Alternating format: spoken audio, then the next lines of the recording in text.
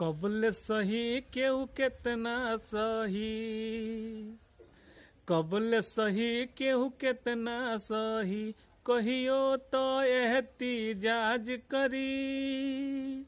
अपना पर जो तुल जाई तो मजलूम जनता इनकलाब करी, मजलूम जनता इनकलाब करी। कबल सही केहू केतना सही,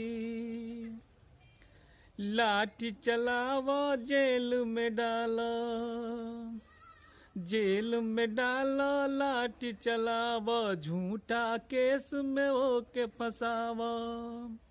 कुछ देर रोई फरियाद करी, अपना पर जो तुल जाई तो महरूम जनता इनकलाब करी, महरूम जनता इनकलाब करी। कबल सही केहू केतना सही, खोल के आपन आँख देख लो, दुनिया के इतिहास देख लो।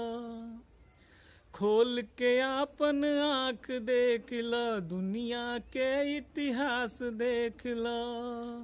आपन बुलंद आवाज करी, अपना पर जो तुल जाई तो मुफलिस जनता इनकलाब करी, मुफलिस जनता इनकलाब करी।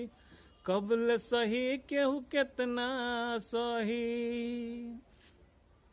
बर्दाश्त करे के भी सीमा होला, बर्दाश्त करे के भी सीमा होला, माफ करे के भी सीमा होला।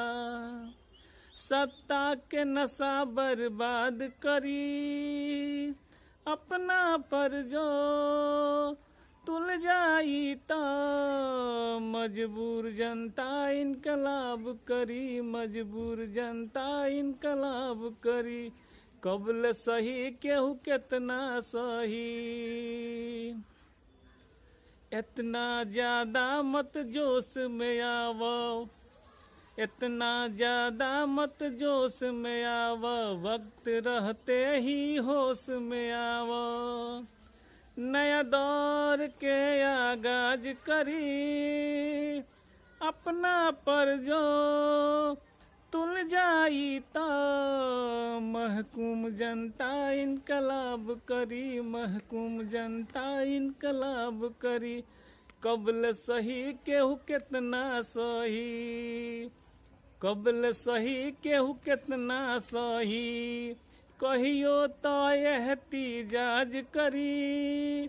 अपना पर जो तुल जाई तो मजलूम जनता इनकलाब करी, मजलूम जनता इनकलाब करी। जय हिंद।